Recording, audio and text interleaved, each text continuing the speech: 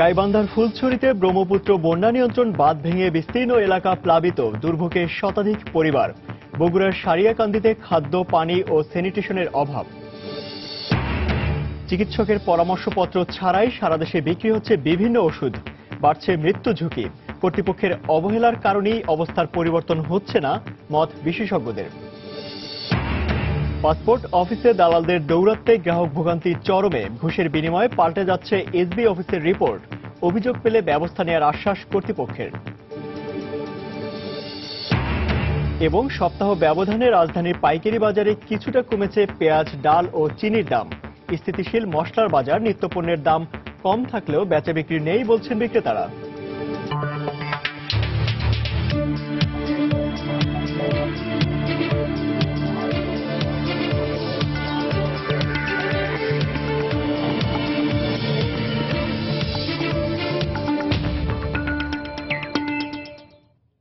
দেখছিলেন শিরোনাম। আমন্ত্রণ জানাচ্ছি দেশ ও দেশের বাইরে অর্থ বাণিজ্যের নানা খবর নিয়ে আমাদের নিয়মিত আয়োজন এই সময় বাণিজ্যে।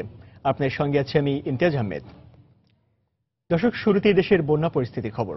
গাইবান্ধার ফুলছড়িতে ব্রহ্মপুত্র বন্যা নিয়ন্ত্রণ বাঁধ ভেঙে প্লাবিত হয়েছে বিস্তীর্ণ এলাকা।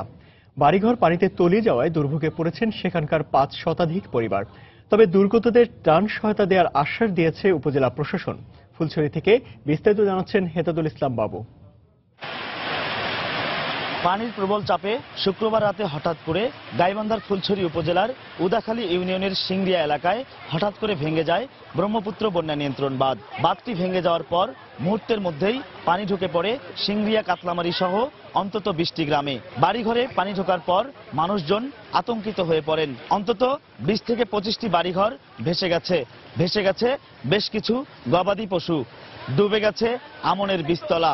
শুধু তাই নয়, রাস্তাঘাট, ব্রিজ, কালভার্ট ভেঙে যাওয়ায় যোগাযোগ ব্যবস্থা ভেঙে পড়েছে, যার ফলে চরম দুর্ভোগে পড়েছেন এই এলাকার মানুষ। এলাকাবাসীর অভিযোগ, পানি উন্নয়ন বোর্ড যথাসময়ে পদক্ষেপ গ্রহণ না করায় বাঁধটি ভেঙে যায়। রান্না বান্না করতে পারতেছে না, ধান চাউল বাই করতে পারতেছে না, সবকিছু তলায় গেছে। যানবাহন সমস্যা খুব হয়ে গেছে, রাস্তাঘাট সম্পূর্ণ ভেঙে গেছে, ব্রিজ পর্যন্ত করতে গেছে। শক্তিশালী করার জন্য, মজবুত হয়নি বাঁধার জন্য, তার জন্য আর কি পানি উন্নয়ন বোর্ড পুরো দায়ী, ভালোভাবে কাজ করতে পারে না, যার জন্য আর কি বাঁধটা ভেঙে গেছে।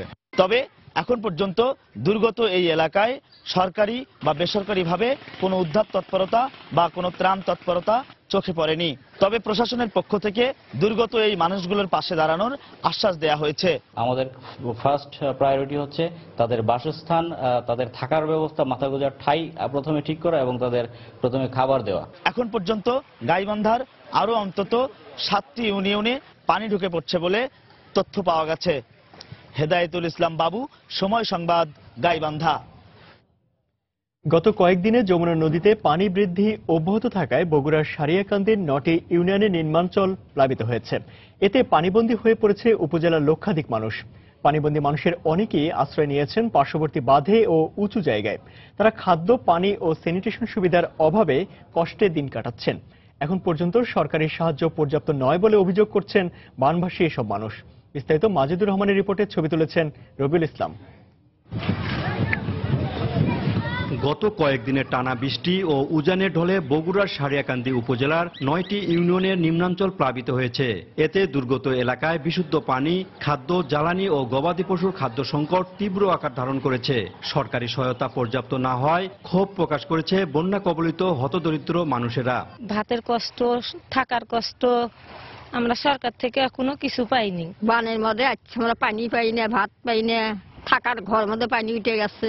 আমার বাড়ির ভিতর 1 কোমর পানি, আসবাবপত্র আমি টানতে পারি নাই, গরুর বাছুর নিয়ে ছেলে মেয়ে নিয়ে আমি বাদে বসবাস করছি। এখন বিভিন্ন শিক্ষা প্রতিষ্ঠানের শ্রেণীকক্ষে পানি ঢুকায় 16টি প্রাথমিক বিদ্যালয় বন্ধ হয়ে গেছে। এতে লেখাপড়ার ক্ষতি হচ্ছে শিক্ষার্থীদের। অনেক দূরে থেকে অনেক ছাত্রছাত্রী আছে, কিন্তু তাদের ডুবে যাওয়ার কারণে, তাদের বাড়ি ডুবে যাওয়ার কারণে তারা ভালোভাবে আসতে পারতেছে না স্কুলে। বন্যায় আমরা স্কুলে যেতে পারছি না, হাঁটতে পারছি না, পরীক্ষা দিতে পারছি না। দুর্যোগ ব্যবস্থাপনা বিভাগের এই কর্মকর্তা জানান, এখন পর্যন্ত সরকারিভাবে সারিয়াকান্দি উপজেলায় 50 মেট্রিক টন চাল ও 50,000 টাকা বিতরণ করা হয়েছে। প্রায় 20,000 পরিবার পানিবন্দী। যারা দুস্থ রয়েছে তাদেরকে আমরা প্রায়োরিটি বেসিসে আমরা 4,000 পরিবারকে ত্রাণের আওতায় নিয়ে এসেছি। বগুড়ায় সারিয়াকান্দি পয়েন্টে যমুনার পানি বর্তমানে বিপদসীমার 80 সেন্টিমিটার উপর দিয়ে প্রবাহিত হচ্ছে।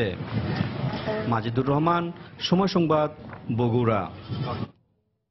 অ্যান্টিবায়োটিক সহ কয়েক ধরনের ওষুধ ডাক্তারের পরামর্শপত্র ছাড়া বিক্রি করা বেআইনি হলেও রাজধানী সহ দেশের কোথাও তা মানা হচ্ছে না। ফার্মেসিগুলোতে চাওয়া মাত্রই যে কোনো ওষুধ পাওয়া যায় এখন। ফলে ভুল ওষুধ খেয়ে যেমন প্রাণ হারাচ্ছেন অনেকে, তেমনি স্বাস্থ্য ঝুঁকিতে পড়ছে অসংখ্য মানুষ। বিশেষজ্ঞরা বলছেন কর্তৃপক্ষের অবহেলার কারণে এই অবস্থার পরিবর্তন হচ্ছে না। তবে কর্তৃপক্ষ বলছে জনসচেতনতার অভাবের কথা। বিস্তারিত জুনায়েদ আল হাবিবের রিপোর্টে।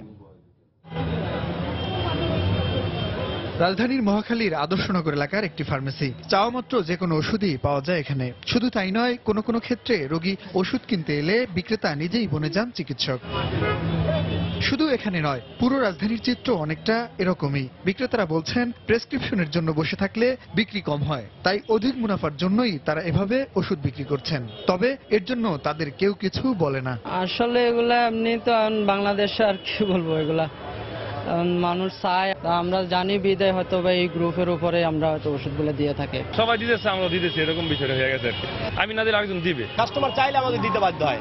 এখন ঘরে ঘরেই কাস্টমারই ডাক্তার, তারাই এসে বলে ভাই এটা দেন, এটা খাবো। ঢাকা বিশ্ববিদ্যালয়ের ফার্মাসি অনুষদের এক জরিপে দেখা যায় সারা দেশে বছরে যে ওষুধ বিক্রি হয় তার মাত্র 13 ভাগ ওষুধ বিক্রি হয় ডাক্তারের পরামর্শ অনুযায়ী। বিশেষজ্ঞরা বলছেন এই অবস্থা চলতে থাকলে মারাত্মক স্বাস্থ্য ঝুঁকিতে পড়তে পারে দেশের মানুষ। আপনি হরমোন চান, তাও প্রেসক্রিপশন ছাড়া পাবেন। ঘুমের ওষুধ, সেটাও প্রেসক্রিপশন ছাড়া পাবেন। কি পাওয়া যায় না, প্রচুর মানুষ হয়তো এভাবে মারা যাচ্ছেন, কিন্তু রিপোর্টেড হয় না। ড্রাগ অ্যাডমিনিস্ট্রেশন থেকেও এবার তাগাদা কখনো দেওয়া হয় না। নিজেদের নজরদারি রয়েছে দাবি করে ওষুধ প্রশাসন বলছে জনসচেতনতা সৃষ্টি না হলে এ অবস্থার পরিবর্তন সম্ভব নয়। সারা বাংলাদেশে যখন আমাদের ফিল্ড অফিসাররা এই অভিযান পরিচালনা করে অথবা দোকানগুলো পরিদর্শনে যায়, সবাইকে বলে দেয় প্রেসক্রিপশন ছাড়া আপনার কোনো ওষুধ বিক্রয় করবেন না। জনগণকে তো অ্যাওয়ার আপ করতে হবে, জনগণ যাতে প্রেসক্রিপশন ছাড়া কোনো ওষুধ ক্রয় করতে না যায়, সেটা তো একটা ফ্যাক্টর। ওষুধ নীতিমালা অনুযায়ী কিছু ওষুধ ডাক্তারের পরামর্শ ছাড়া বিক্রি করা যায়, তবে তার তালিকা টানানো থাকতে হবে প্রত্যেকটি ফার্মেসিতে। রাজধানী ঘুরে সে তালিকাও দেখা গেল না ফার্মেসিগুলোতে। জুনায়েদ আল হাবিব, সময় সংবাদ, ঢাকা। এই সময় বাণিজ্যে আরো থাকছে।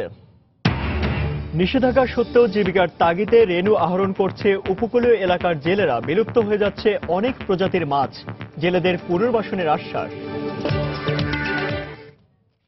রাজধানী গুলশানে হোটেল লেকশোরে সন্ত্রাস বিরোধী গোলটেবিল বৈঠকের আয়োজন করেছে গবেষণা প্রতিষ্ঠান Institute of Conflict Law and Development studies.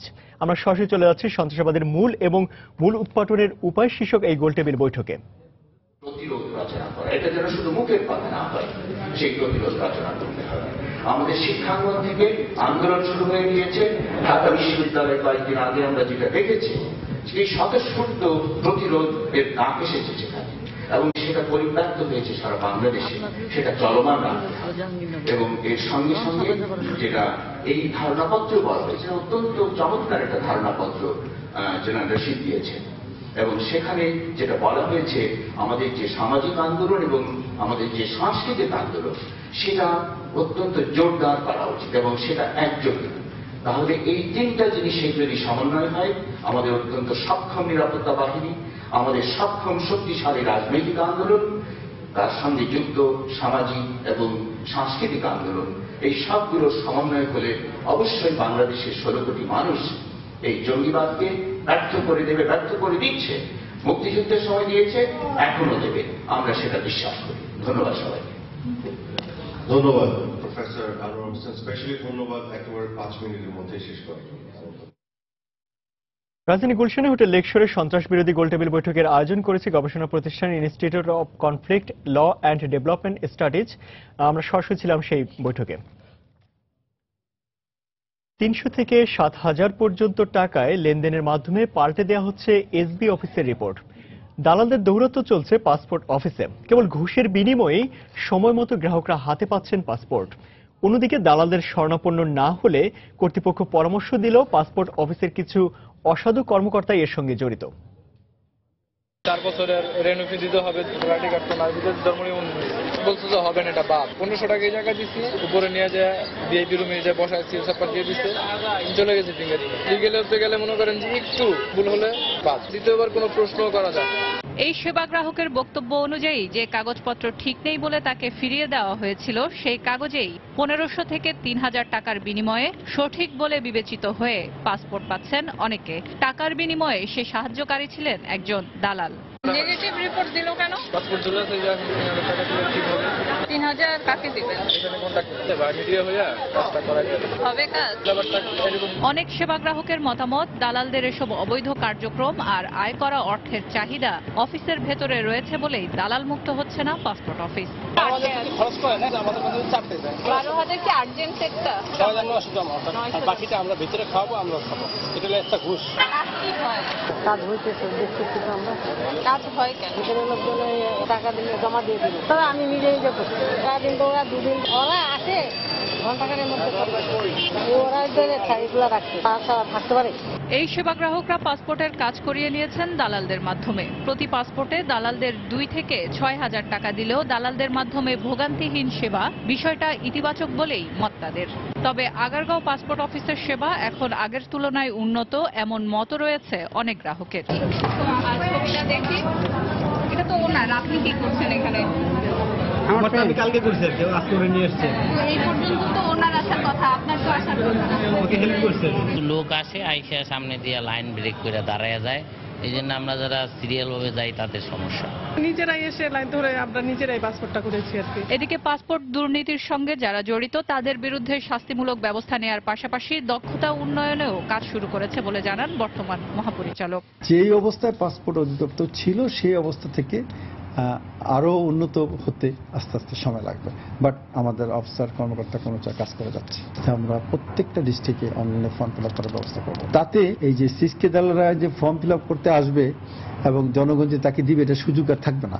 কেন আমরা বলেই দিব আগারগাঁতে আসতে হলে আপনাকে অনলাইনে ফর্ম ফিল আপ করতেই হবে। একই সাথে পাসপোর্ট অফিসে দালালদের তৎপরতা কমাতে প্রযুক্তিগত সুবিধা বাড়ানোর সিদ্ধান্ত নেওয়া হয়েছে বলে জানান তিনি।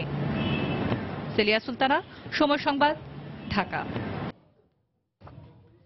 সপ্তাহের ব্যবধানে রাজধানী পাইকারি বাজারে কিছুটা কমেছে ডাল, চিনি ও মশলার দাম, তবে দাম বেড়েছে দেশি রসুনের।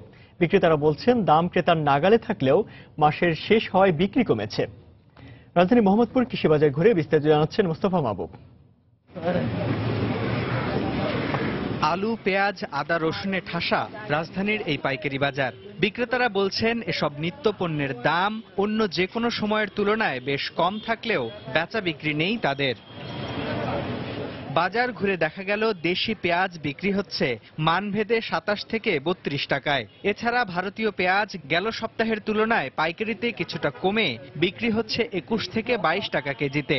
আর কেজি প্রতি 2 টাকা কমে আমদানি করা আদা বিক্রি হচ্ছে 26 টাকায়। তবে কেজিতে 10 থেকে 15 টাকা বেড়েছে দেশি রসুনের দর। চায়না রসুন বিক্রি হচ্ছে আপনার 142 থেকে 145 টাকা, আর আমাদের দেশি রসুন যেটা সেটা 110 থেকে 15 টাকা বিক্রি হচ্ছে। ইন্ডিয়ান পেঁয়াজ আপনার গত সপ্তাহের তুলনায় 1 আনা কমছে।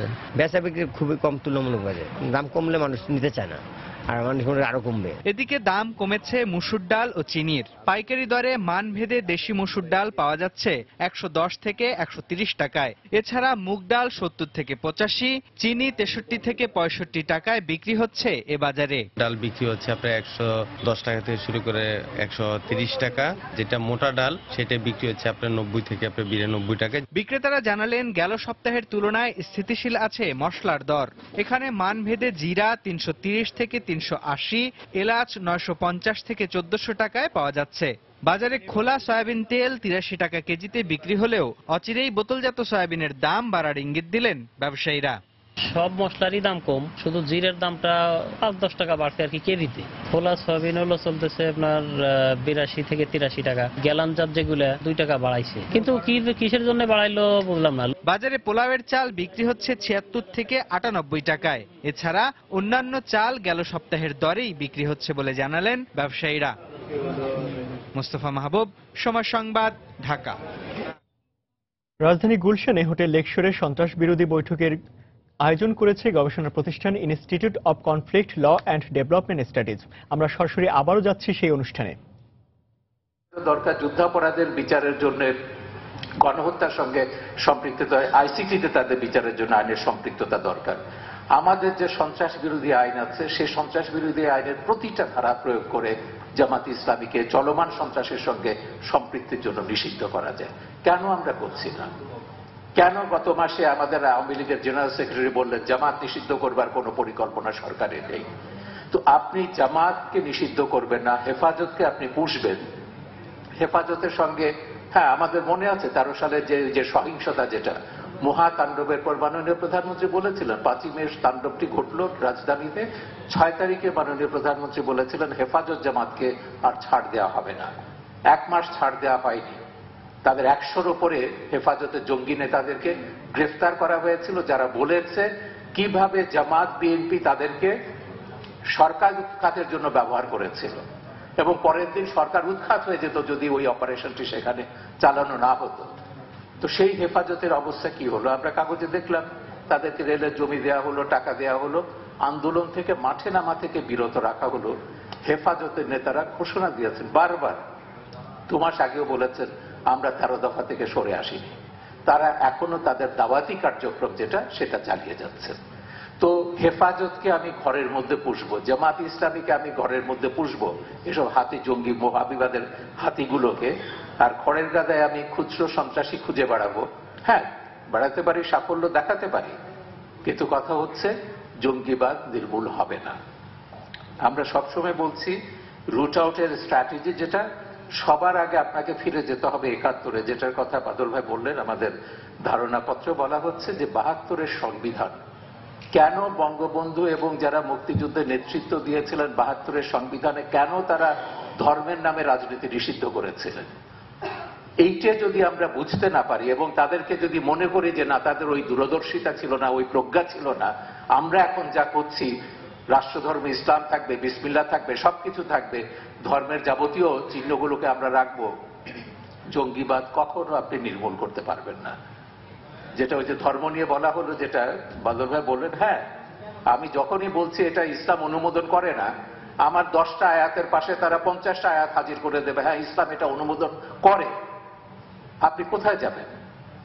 আমরা কেন সেই বিতর্কে যাচ্ছি? আমরা ইসলামিক ফাউন্ডেশনকে দায়িত্ব দিয়েছিলাম, কদিন আগে তারা জনকণ্ঠে ধারাবাহিক লিখেছে ধর্মীয় দৃষ্টিকোণ থেকে কিভাবে এটা মোকাবেলা করতে হবে। তো তার ভাষা দেখে আমি অবাক হয়ে গেলাম। এক জায়গায় বলছেন ইহুদি নাসারারা হচ্ছে এর জন্য দায়ী। আচ্ছা ইহুদি নাসারা এই শব্দগুলো তো জামাত ব্যবহার করে, ওহাবিরা ব্যবহার করে। এখন আমি যদি এই ইহুদি নাসারা শব্দ যদি বাংলাদেশে দিয়ে জঙ্গিবাদ নির্মূল করতে যাই, যাদেরকে ধর্মীয়ভাবে মোকাবেলা করবার কথা বলা হয়েছে, তো সেখানে তো আমরা কিভাবে করব?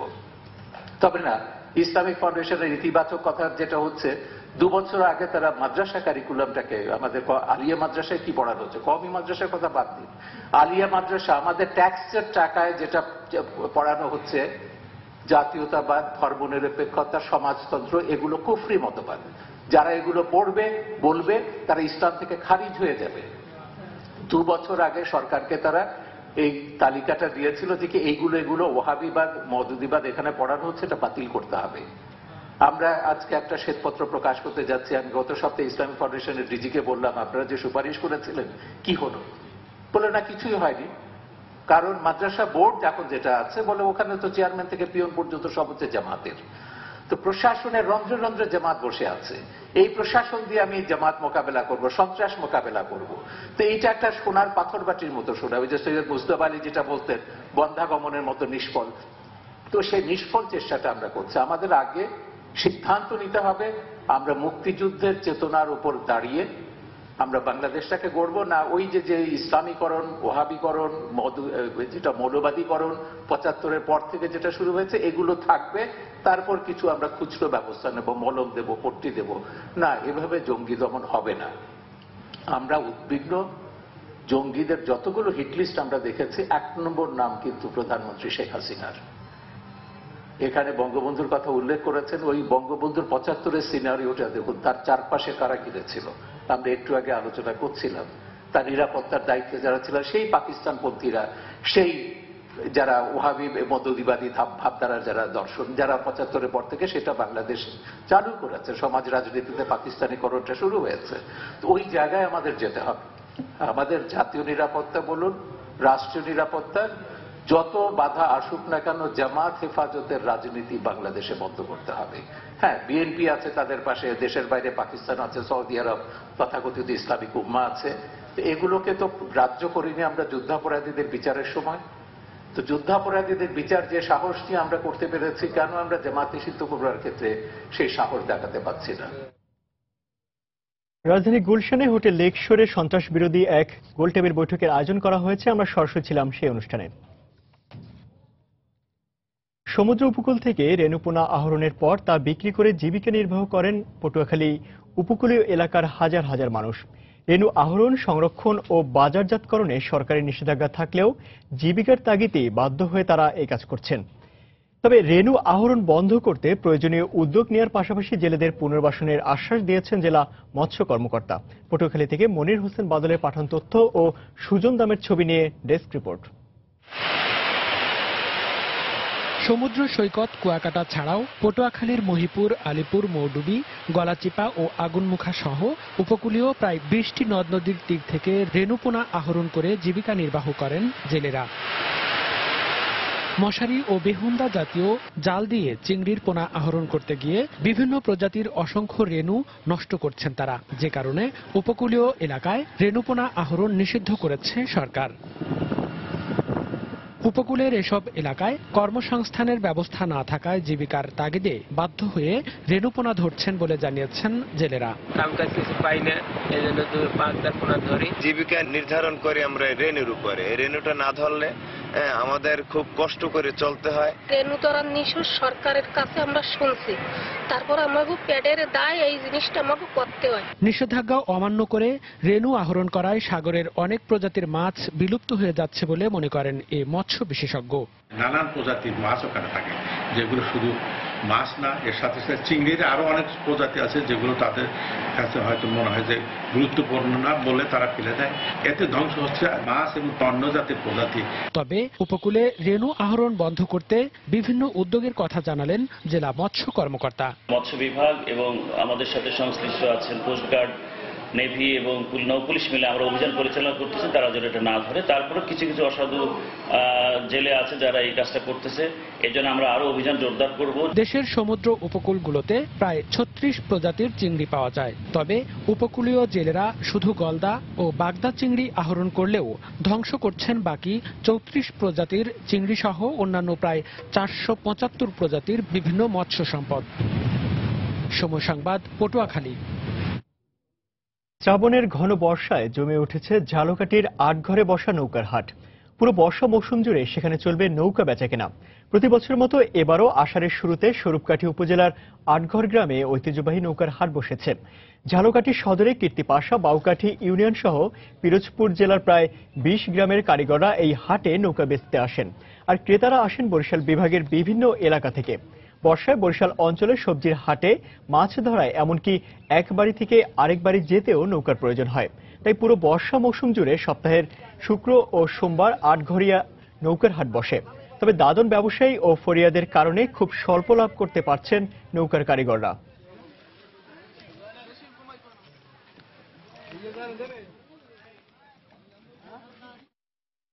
আমাদের তো প্রতিটি দিনে টাকা পয়সা নাই, অর্থ সম্পদ কম, সেই জন্য কিছু পয়সা খরিদ করতে হয়। তা খরিদ করলে তো সেই যে লাভবানটা আমরা হমু সেটা হইতে পারতেছি না। এরা হচ্ছে ব্যাপারী, মিস্ত্রির কাছ থেকে কিনে নিয়ে আসে। এরা প্রতি নৌকায় 700, 800, 400 টাকার নিচে কেউ করেন না ব্যবসা। কাজে এই সুবাদে সেই মিস্ত্রিরা কি পায়? কিছু পায় না। অনেক সময় তারা দাদনদারদের কাছ থেকে ঋণ নিয়ে বা আগাম টাকা নিয়ে তারা ওই নৌকা তাদেরকে দিতে বাধ্য হয়। এই ধরনের লোকগুলো যদি আমার কাছে আসে তাহলে তাদেরকে প্রযুক্তি এবং অর্থ দেওয়ার সহায়তা করার চেষ্টা আমি করব। লেনদেন এবং সূচকের নিম্নমুখী প্রবণতার মধ্য দিয়ে গেল সপ্তাহে কার্যক্রম শুরু করে ঢাকা স্টক এক্সচেঞ্জ। সপ্তাহের মাঝামাঝিতে বাড়লেও শেষ দিকে কমে যায় লেনদেন এবং সূচক। সপ্তাহ শেষে লেনদেন বাড়ে 36 কোটি 73 লাখ টাকা, সূচক বাড়ে 13 পয়েন্ট। সপ্তাহের প্রথম কার্যদিবস ডিএসসিতে লেনদেন হয় 338 কোটি 84 লাখ টাকা, যা এর আগের সপ্তাহের শেষ কার্যদিবসের চেয়ে 68 কোটি 93 লাখ টাকা কম। এদিন সূচক ছিল 4551 পয়েন্টে। লেনদেনের এ পরিমাণ পুরো সপ্তাহের মধ্যে সর্বনিম্ন হলেও সূচকের এ পরিমাণ পুরো সপ্তাহের মধ্যে সর্বোচ্চ।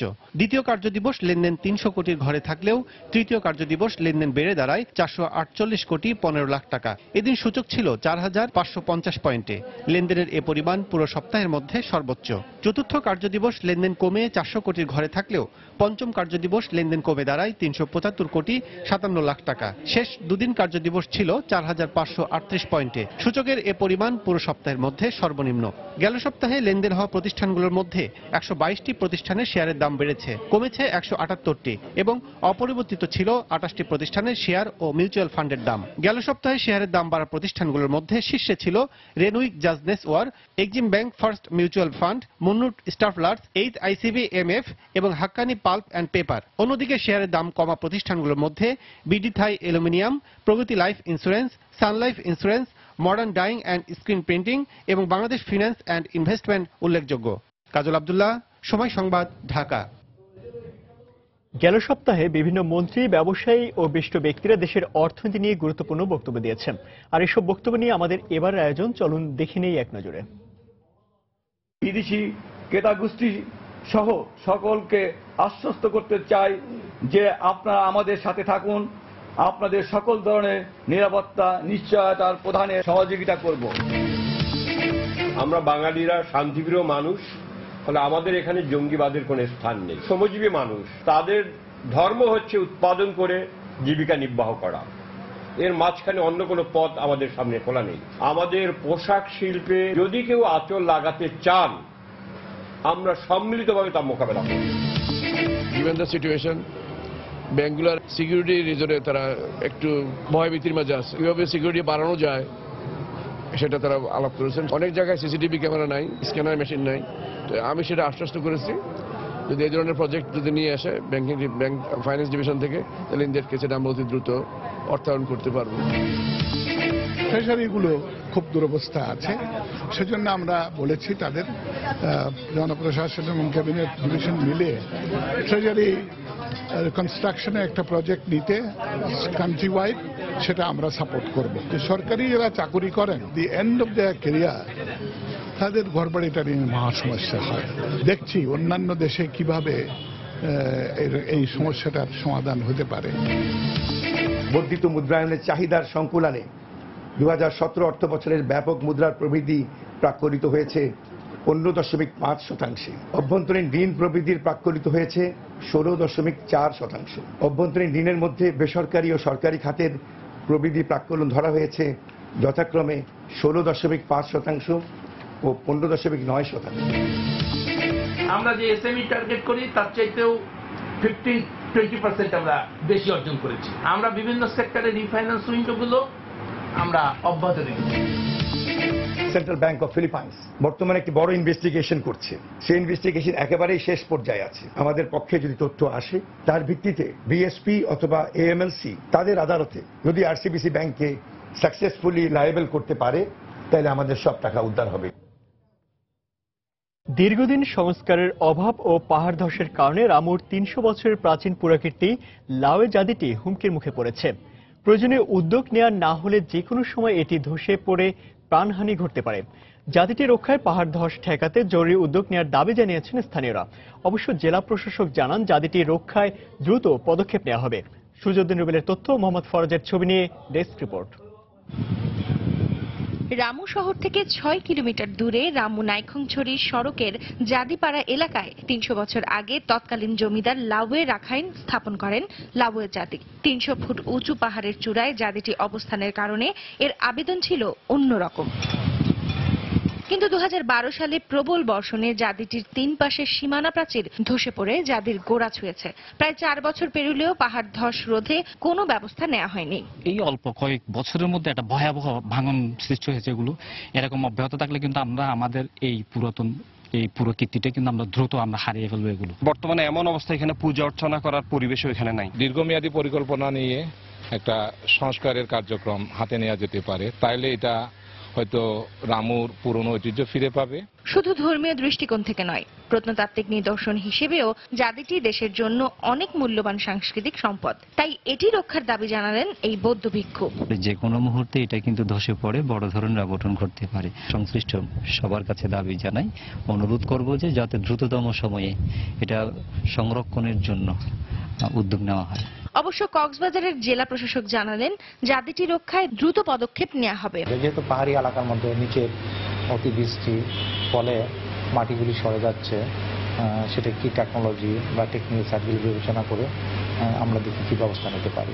একসময় এই জাদি পাহাড় থেকে কক্সবাজার শহর দেখা যেত, যা দেশি বিদেশি পর্যটক এবং পূজারীদের কাছে ছিল অন্যরকম। কিন্তু 1995 সালের পর থেকে জাদিটির আর কোনো সংস্কার কাজ হয়নি। সময় সংবাদ, কক্সবাজার।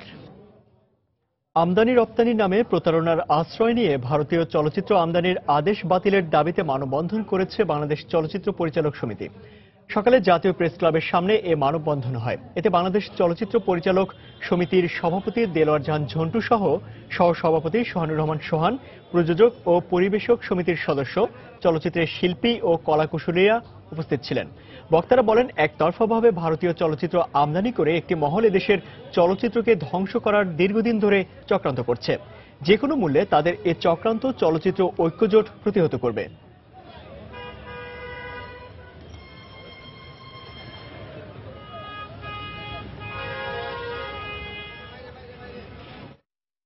আসলে এখানে যৌথ প্রযোজনা ছবি হচ্ছে কিনা, যদি যৌথ প্রযোজনার ছবি সেরকম রুলস অ্যান্ড রেগুলেশন না মেনে চলে, সেই সব ছবিগুলো যদি সেন্সার বোর্ডেও যায় কোনো মতন, সেন্সার অনুমোদন পাওয়া উচিত না বলে আমি বিশ্বাস করি। আমাদের পার্শ্ববর্তী দেশদের সাথে আমাদের অন্য কোনো বাজে কোনো সম্পর্ক নাই, ভালো সম্পর্ক আমরা রাখতে চাই।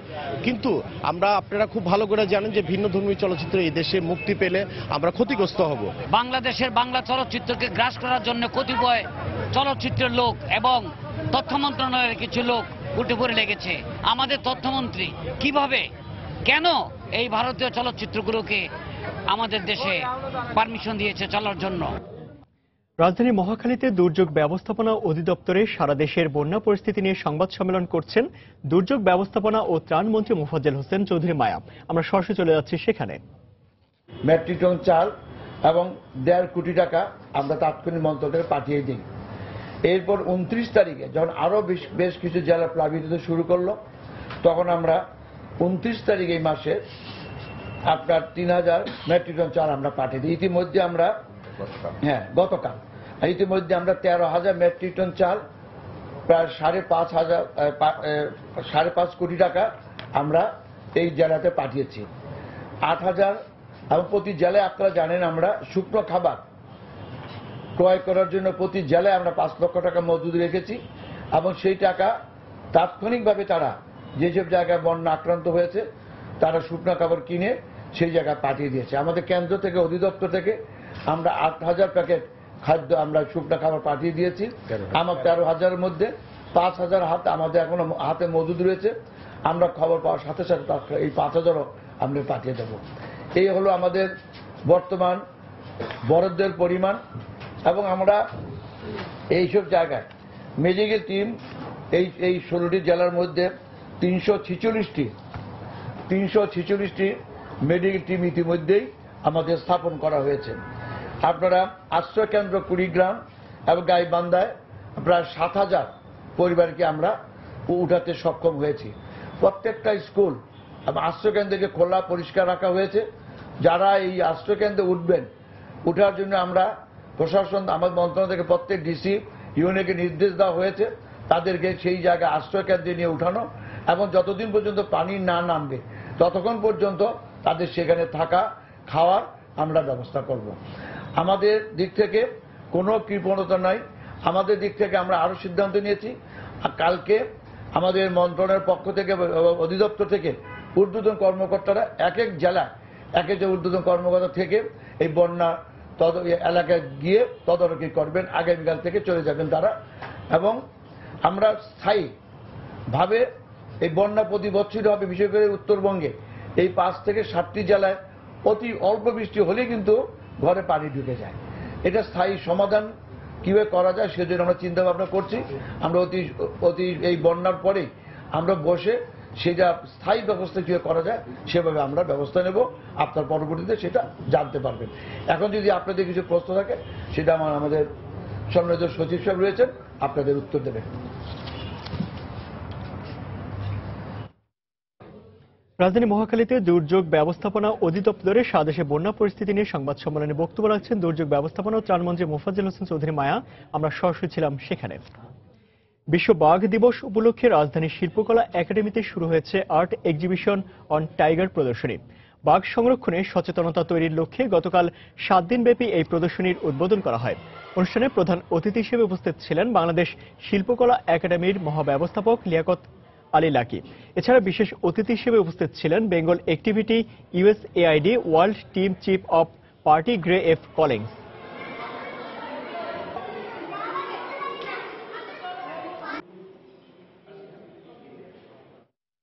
যাত্রা শুরু করল অনলাইন সেবা প্রদানকারী ওয়েবসাইট সেবা.yxz।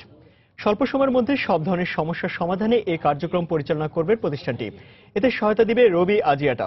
গতকাল রাজধানীর সোনারগাঁও হোটেলে আনুষ্ঠানিকভাবে অ্যাপসটির উদ্বোধন করেন তথ্য প্রযুক্তি প্রতিমন্ত্রী জুনায়েদ আহমেদ পলক। এতে প্রধান অতিথি হিসেবে উপস্থিত ছিলেন অর্থমন্ত্রী আবুল মাল আব্দুল মুহিত। বক্তব্যে অর্থমন্ত্রী বলেন, ডিজিটাল বাংলাদেশ স্বপ্ন বৃথা যায়নি। তরুণ প্রজন্মের নিত্য নতুন উদ্যোগগুলোই সরকারের পরিকল্পনা বাস্তবায়নে বিশেষভাবে ভূমিকা রাখছে।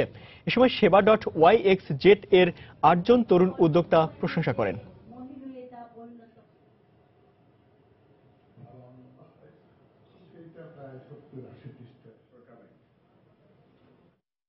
এখন মনে হচ্ছে যে this was the right thing that she did, সেটাই হয়েছে। কিন্তু এই যে 8 জন কারা, ওই সেই ডিজিটাল বাংলাদেশ গড়ার দায়িত্ব তাদের দেওয়া হয়েছে যে তোমরা এটা চিন্তা করবে, তোমরা এখানে কাজ করবে। আমাদের যুব সম্প্রদায় আমাদের সেই যে ইচ্ছা এবং সেই যে উদ্দেশ্য সেটা সফল করতে যাচ্ছে, সফল করেছে। পুরস্কার বিতরণের মধ্য দিয়ে শেষ হলো তথ্য প্রযুক্তি বিষয়ক সম্মেলন BPO সামিট 2016। গতকাল রাজধানীর হোটেল সোনারগাঁওয়ে সমাপনী অনুষ্ঠানে তথ্য প্রযুক্তি খাতে গুরুত্বপূর্ণ অবদানের জন্য 8টি প্রতিষ্ঠানের ঊর্ধ্বতন কর্মকর্তাদের হাতে ক্রেস্ট তুলে দেন অর্থমন্ত্রী আবুল মাল আব্দুল মুহিত। এ সময় তথ্য প্রযুক্তি খাতে টেকসই উন্নয়নে এ খাতে তরুণদের অধিক হারে সম্পৃক্ত করার উপর গুরুত্ব আরোপ করেন তিনি। 2021 সাল নাগাদ তথ্য প্রযুক্তি খাত থেকে বাংলাদেশ $1 বিলিয়ন আয় করবে বলে আশা প্রকাশ করেন তথ্য ও যোগাযোগ প্রযুক্তি প্রতিমন্ত্রী জুনায়েদ আহমেদ পলক।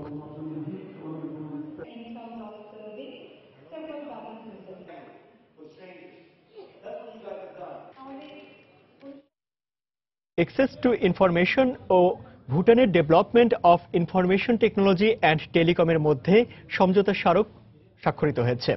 সন্ধ্যায় উন্নয়ন উদ্ভাবনে জনপ্রশাসন শীর্ষক আন্তর্জাতিক সামিটের সমাপনী অনুষ্ঠানে এ চুক্তি স্বাক্ষর করা হয়।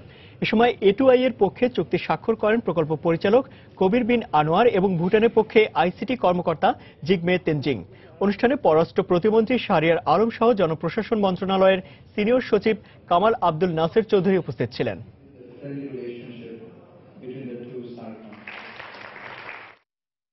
দেশে বাইরের অর্থ বাণিজ্যের খবর।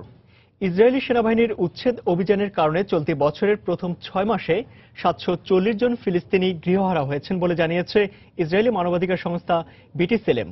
সংস্থাটির এক প্রতিবেদনে জানা যায়, ইসরায়েল অধিকৃত পশ্চিম তীরে ইহুদি বসতি নির্মাণের লক্ষ্যে ফিলিস্তিনিদের 168টি বাড়ি গুঁড়িয়ে দেয় সেনাবাহিনী। গৃহহারাদের মধ্যে 384 জনই শিশু বলে জানায় তারা। ইসরায়েলি কর্তৃপক্ষের দাবি, অনুমোদন না থাকার কারণে এই বাড়িগুলো ধ্বংস করা হয়েছে। তাদের পাশের আরেকটি এলাকায় সরিয়ে নেওয়া হবে বলেও জানান তারা। বাড়ি নির্মাণের ক্ষেত্রে সব ধরনের নিয়ম মানা সত্ত্বেও অনুমোদনের আবেদন অযৌক্তিকভাবে বাতিল বা ঝুলিয়ে রাখা হয়েছে বলে অভিযোগ ফিলিস্তিনিদের। সেনারা যে এলাকায় অভিযান পরিচালনা করছে সেখানে 3 লাখ ফিলিস্তিনি বসবাস করে। উচ্ছেদ অভিযানের ফলে উদ্বেগের মধ্যে আছেন সেখানকার মানুষ। বিশ্বে প্রথমবারের মতো পানির নিচ দিয়ে ভাসমান টানেল তৈরি করতে যাচ্ছে নরওয়ে।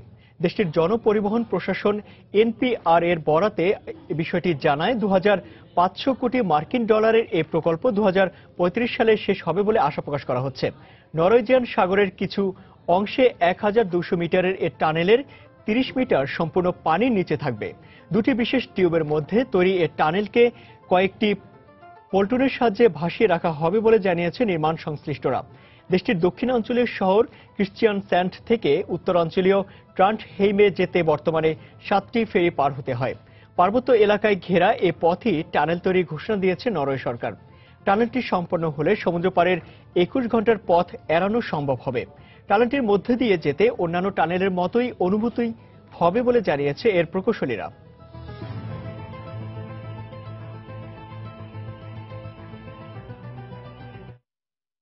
বছরের দ্বিতীয় প্রান্তিকে কমেছে টেক জায়ান্ট অ্যাপেলের আইফোন বিক্রি। একই সময় আয় কমেছে সামাজিক যোগাযোগ মাধ্যম টুইটারের। গেল প্রান্তিকে অন্তত 15% পর্যন্ত কমেছে আইফোনের বিক্রি, কমেছে মুনাফাও। একই সাথে আয় 14% পর্যন্ত কমে দাঁড়িয়েছে $4,200 কোটি। অ্যাপল কর্তৃপক্ষ জানিয়েছে দ্বিতীয় প্রান্তিকে 4 কোটি আইফোন বিক্রি করেছে প্রতিষ্ঠানটি, যা লক্ষ্যমাত্রার চেয়ে কম। অন্যদিকে গ্রাহক সংখ্যা বাড়লেও বছরের দ্বিতীয় প্রান্তিকে লোকসানের মুখে পড়েছে টুইটার, কমেছে প্রতিষ্ঠানটির শেয়ারের দাম।